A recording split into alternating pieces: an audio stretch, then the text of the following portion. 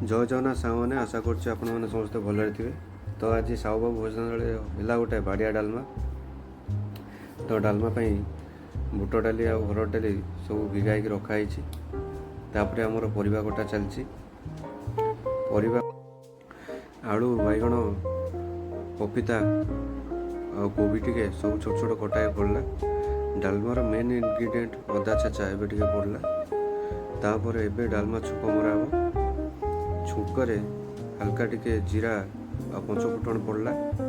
तापर डालमार छुकर main ingredient जोटा कि भृषंग पत्र।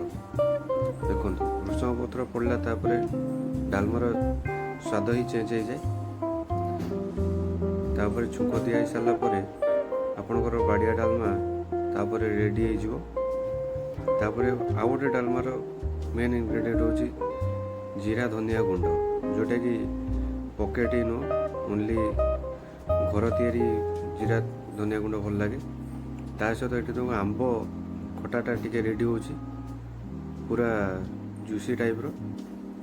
देन आप देख रेडी गला बाड़िया डालमा सांग को ता सहित छोट छोट बैगण आसला। देसी बैगण पोड़ा टिके देसी बैगण पोड़ा सांग को भात और ता सांग को आंब खटा